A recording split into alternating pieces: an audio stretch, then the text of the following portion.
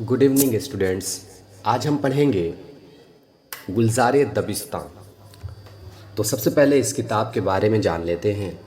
ये किताब फ़ारसी ज़बान के इब्तदाई तालिब इल्मों के लिए तैयार की गई है। मदारिस के निसाब में यानी सिलेबस में ये किताब आज भी शामिल है। इसमें इस बात की मशक कराई गई है कि किस तरह से फ़ारसी जुमलों को उसके मकाम पर रखा जाए, जुमला की तरतीब क्या होगी और कैसे होगी। दरअसल ये किताब फ़ारसी ज़बान सीखने के लिए एक बेहतरीन किताब है। इसमें बहुत छोटे छोटे जुमले हैं जिससे बच्चों को समझने और याद करने में दुश्वारी नहीं होती। तो हम शुरू करेंगे गुलजार दबिस्तां हिस्सा दोम। इसमें चंद हिकायतें हैं जो बच्चों के सीखने के लिए, और स्टोरी शॉर्ट स्टोरी है यानी नसीहत की बातें इसमें होंगी कि बच्चे आसानी से छोटी छोटी स्टोरीज़ के ज़रिए ज़िंदगी जीने का एक सही तरीक़ा जान लेंगे। कि हमें जो है छोटी छोटी कहानियाँ जो दी जाती हैं उससे बहुत सारी बातें आसानी से सीखने में मिलती हैं, क्योंकि इंटरेस्टेड बातें होती हैं, शौक़ होता है सुनने का, सुनते हैं, फिर उसके बाद जब नसीहत मिलती है, मोरल मिलती है, तो वो दिल पर असर कर जाती है। ये किताब शेख सादी रहमतुल्लाह अलैह ने लिखी थी। आपकी पैदाइश 1210 ईस्वी में शिराज नगर के पास एक गांव में हुआ था। आपके वालिद का नाम अब्दुल्ला और दादा का नाम शरफुद्दीन था। तो अब हिस्सा दोम में शुरू करते हैं आज का लेसन। आज इस वीडियो में 5 हिकायत पढ़ेंगे आप। शुरू करते हैं हिकायत नंबर 1, गुलजार दबिस्तां हिस्सा दोम, हिकायत अव्वल। इबारत देखें। रोज़े बादशाह मा शहज़ादा बशिकार रफ्त।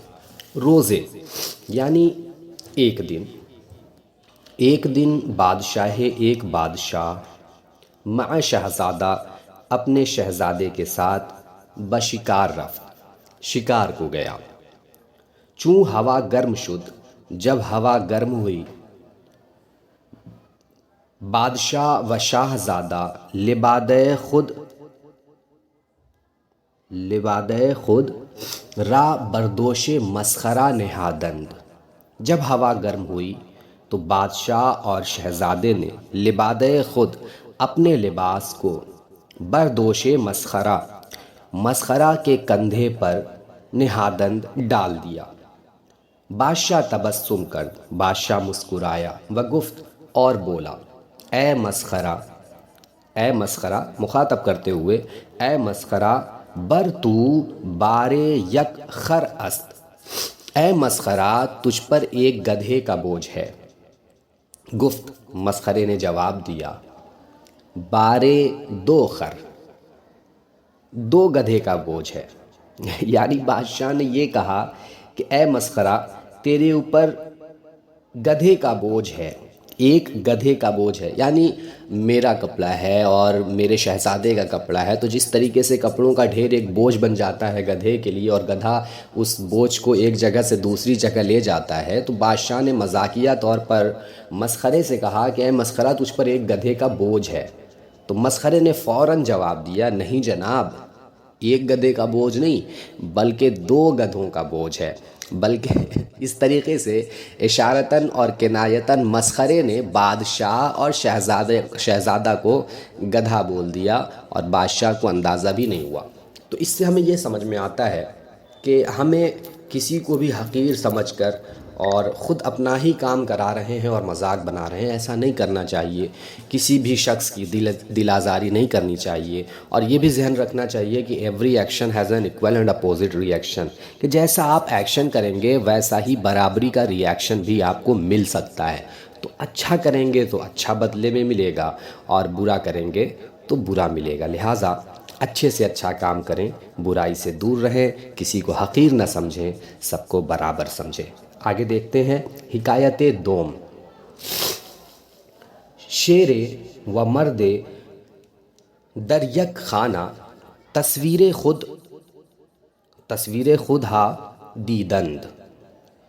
शेरे एक शेर, व मर्दे और एक मर्द ने, दर यक खाना ایک شیر اور ایک مرد نے ایک گھر کے اندر تصویر خود اپنی تصویر دیدن دیکھی۔ ایک شیر اور ایک مرد نے ایک گھر کے اندر اپنی تصویر دیکھی۔ مرد شیر را گفت، مرد شیر سے کہتا ہے، جو مرد تھا اس نے شیر سے کہا، می بینی شجاعت انسان کہ شیر را تابع کردہ است۔ مرد شیر سے کہتا ہے، دیکھتے ہو انسان کی بہادری کہ انسان نے شیر کو تابع کر لیا ہے۔ بینی شجاعت انسان، دیکھتے ہو انسان کی بہادری کہ شیر را تابع کردہ است، کہ شیر کو اپنے تابع کر لیا ہے۔ شیر گفت، شیر نے جواب دیا، شیر پلٹ کے جواب دیتا ہے، مصور ای انسان است۔ شیر کہتا ہے اس کا بنانے والا انسان ہے۔ اگر شیر مصور بودے، اگر شیر تصویر بنانے والا ہوتا، ہی چونی نہ بودے، تو اس طرح نہ ہوتا۔ کیا مطلب ہوا کہ تم کہہ رہے ہو کہ انسان بہت بہادر ہے کہ شیر کو اپنے تابع کر کے رکھے ہوئے ہے۔ اگر شیر مصور ہوتا، شیر تصویر بنانے والا ہوتا، تو اس تصویر میں انسان نظر نہیں آتا۔ کیا مطلب ہوا کہ شیر پہلے ہی اسے ہضم کر جاتا۔ تو یہ اپنی خوش قسمتی سمجھو کہ تصویر بنانے والے تم ہو، اگر شیر ہوتا تو تم نہ ہوتے، انسان نہ ہوتا۔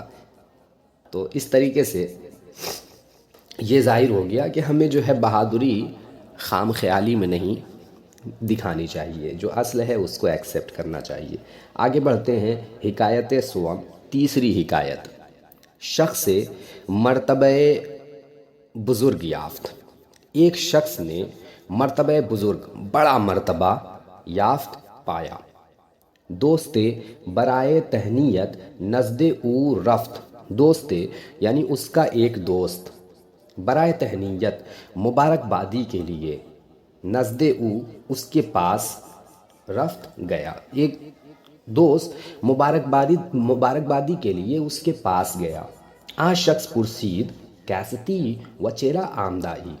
اس شخص نے پوچھا، یعنی جس نے مرتبہ حاصل کیا ہے، اس شخص نے پوچھا کہ تو کون ہے، وچیرا آمدائی، اور کیوں آیا ہے۔ دوست او شرمندہ گردید، اس کا دوست شرمندہ ہوا۔ وگفت، اور بولا، مورا نمی شناسی، تو مجھے نہیں پہچانتا۔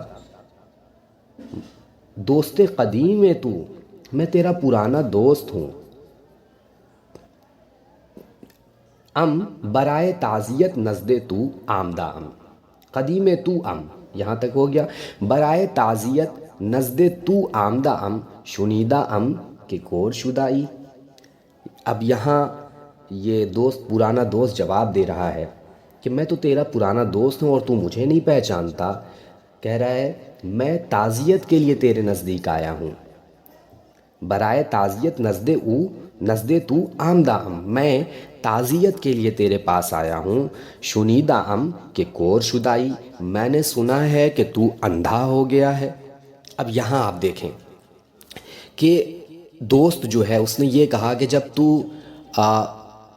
غریب تھا اور تجھے کوئی منصب نہیں ملا تھا تو تو اپنے پرانے دوستوں، اپنے ساتھیوں کو پہچانتا تھا۔ آج جب اللہ رب العزت نے تجھے مال و ثروت سے نواز دیا تو مال کی لالچ میں اتنا زیادہ اندھا ہو گیا ہے کہ اپنے پرانے دوست کو نہیں پہچانتا۔ تو اس نے ایک طنز کے طور پر یہ جملے کہے کہ عجیب حال ہے، شرمندہ ہوا کہ عجیب حال ہے، یہ اپنے پرانے دوست کو نہیں پہچانتا۔ جب اس نے پہچاننے سے انکار کر دیا تو اس نے جواب دیا کہ میں تعزیت کے لیے آیا تھا، میں نے سنا ہے کہ تو اندھا ہو گیا ہے، یعنی مال کی ہوس میں اندھا ہو گیا ہے۔ تو اس حکایت سے ہمیں یہ سیکھ ملتی ہے کہ انسان چاہے کسی بھی پوزیشن پر پہنچ جائے، کسی بھی مرتبے پر پہنچ جائے، اسے اپنی حقیقت نہیں بھولنا چاہیے اور تکبر نہیں کرنا چاہیے، ہے نا۔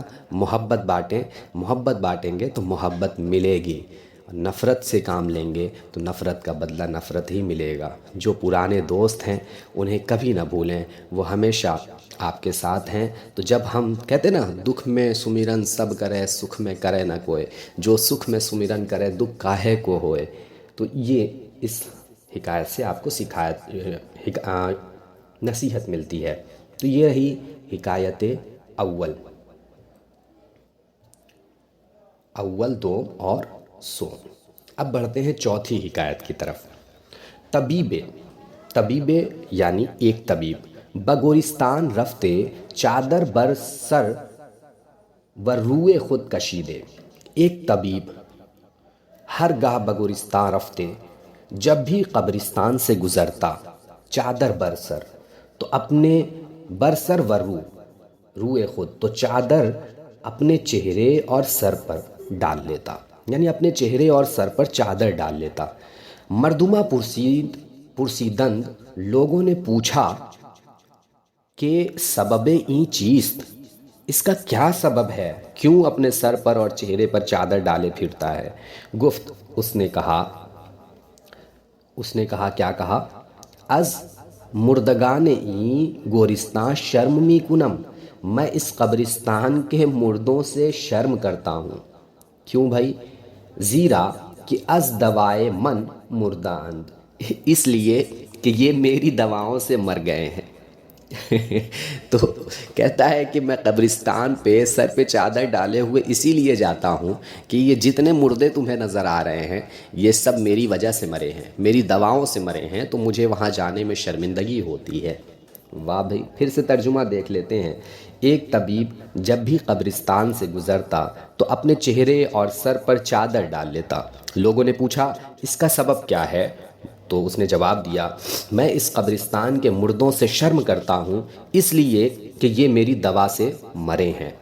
حکایت پنجم، پانچویں حکایت دیکھیں۔ درویش نزد بخیل رفت، ایک فقیر کسی کنجوس کے پاس جاتا ہے، وہ چیزیں سوال کرد اور اس سے کچھ مانگتا ہے۔